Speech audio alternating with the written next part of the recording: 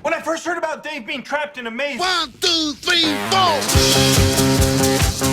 I built a labyrinth. Can you believe it? Dave is trapped in a cardboard maze in his living room and he can't get out. Welcome to Dave Made a Minute, the podcast where a whole bunch of us are exploring the film Dave Made a Maze 1 minute at a time. The twist. Many of the participants have never seen the film. Some don't even know what film they're sampling. They get their minutes and they tackle them as they see fit. Here's your host from the Groundhog Day Project and Michael Myers Minute, Robert Black.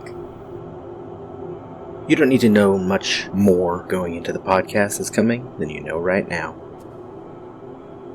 In my Groundhog Day Project blog, I called Dave Made a Maze a, quote, relentless, repetitive, lesson-making, fantastical venture, end quote. And you don't need much more than that. You come home, there's a giant maze in your living room. You're like, what the? There's a giant maze in my living room. I've heard of people rearranging their furniture, but this is wackadoodle crazy. You give me a sense of that. This doesn't make any sense. It's like a fucking cocktail party in here. Can I get a few words from you before you go? If you want some basics. First of all, I have no official connection to the film, but because the filmmakers happened to notice when I wrote several blog entries about the movie last year, I emailed director Bill Watterson on a whim, and yada yada yada. I've had a few conversations now with people involved with the film, and I'm still working on scheduling a few more.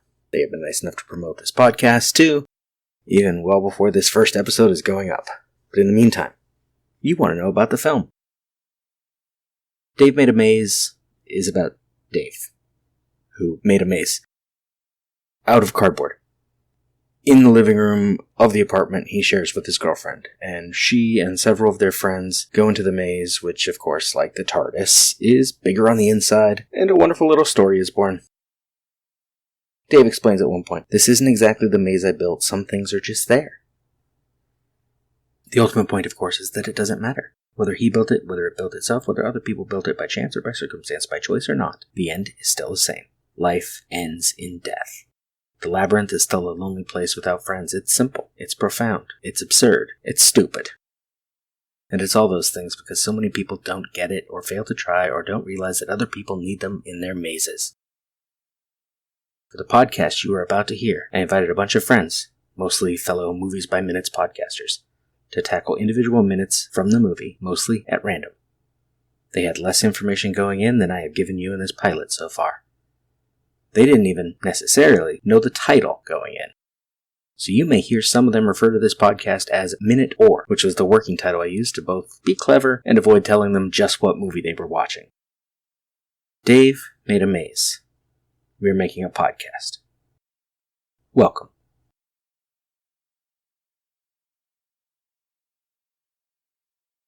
Actually, I have something else for you. Dave's maze, as you will see in later minutes, keeps relating back to his various hobbies and whims. In Minute 4, Alan Sanders and Walt Murray of The Wilder Ride will aptly call Dave a dabbler. Groundhog Day Project, Day 1245. Get the story to come off the page. I wrote about my own maze. But instead of cardboard, it's built out of movie theater tickets and VHS cases. There's a whole wing covered in comic book papier-mâché, too. And the booby traps are all full of action figures come alive like it's Toy Story or Puppet Master. But I would have to also have a Minotaur because I was obsessed with Greek mythology as a kid. The heart of my labyrinth wouldn't be some cardboard chrysalis, though. Rather, the Leviathan from Hellraiser 2, Hellbound. But my D&D friends would probably be pretty useful in my maze. My family, too. Booby traps would probably have passwords that were just incomplete lines from old movies. Imagine it. A giant cardboard sign in a dead-end room covered in old VHS jackets, and then all the sign says is, "Lester's barking again." And all you gotta say for a door to slide open is, "And getting on my nerves again." Because life is built out of all these lines of fake dialogue, all these scripted characters, these Hollywood plots and story beats cliched and original. There's a wing of my maze dedicated to Cold War action films from the 1980s. The sign over the entrance says, "I feel the need," and the password is, "The need for speed." And a wing dedicated to horror films, but especially slasher films. See any entry of this blog from October 2014 for more. The sign says, "Nobody believes me." The password, "I believe you, Tommy." And so on. You exit the maze, and there is a bigger maze built out of DVD packages. Outside that maze is another one that is inexplicably built out of Netflix and YouTube and Hulu. And my maze intersects with so many other people's mazes, and we can talk about why we do the things we do, why we like, watch what we watch until the cows come home. Except the cows might come home, but all you have to do is rewind, start again. We've all got our things that stick with us, things that remind us of childhood, of our teenage years, of that time we lied our way into Stephen King's Sleepwalkers, then shot toothpicks into the ceiling at Rosie's Diner before heading home late. Or whatever your thing is. Whatever moments you have that still feel fresh after so many years. For me, and for many of you, and probably all of you since you're here reading this blog, or listening to this podcast rather, since I'm quoting the blog, but I'm talking about me. Movies are bookmarks in the text of my life, signposts in my cardboard maze. And you know what's awesome about my maze? It has several multiplexes and a handful of still operational movie rental shops, and comic book stores, and roller coasters, and toy stores, and a wing built out of Lego blocks. Bookstores with real books. There's also an entire wing decorated with pages from the Bible, or are those scattered in that wing of Cold War movies, and the wing decorated with all my fears of the end of the world from when I was a kid, and they told me at church and in the movies that it was all going to fall apart in a rain of fire and brimstone. It cannot all be good, my maze. But none of these things is really isolated from any of the rest. The good, the bad. One movie or another. The experience of one movie is affected by the experience of another. I don't really remember what my first movie was. I don't know what my last movie will be. But that first one affected my appreciation of all the rest. And that last one will be informed by them all. And then I can probably disarm all the traps. And then we can finish this maze. Who is with me?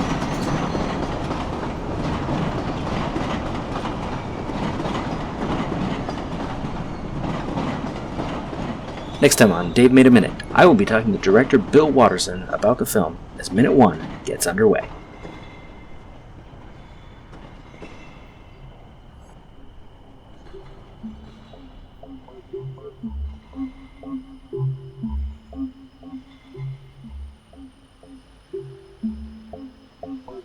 Thank you for listening to Dave Made a Minute. Intro dialogue snippets were taken from Dave Made a Maze, directed by Bill Watterson, written by Bill Watterson and Steve Sears, and produced by John Charles Meyer. Intro music is Diversion by The Equals, featured in the film Dave Made a Maze, and Life Cycle of a Match by Parvis Decree. Outro music is Leaving This God-Forsaken Place and Her Presence is Strong Here by Parvis Decree. Dave Made a Minute is a production of Lemming Drop Studio and all other featured podcast producers. You can find more content at lemmingdrops.com. Check us out on Twitter, Facebook, and Instagram at Dave Made a Minute. If you like what you hear, throw us a rating and review on your podcatcher of choice, and check out all of the participants' other shows to spread the love around. Again, thank you for listening. As long as we're all working together, this is going to be fine. It's going to be great. I need you to notify the families of everyone who died here today. Totally. Wait, what?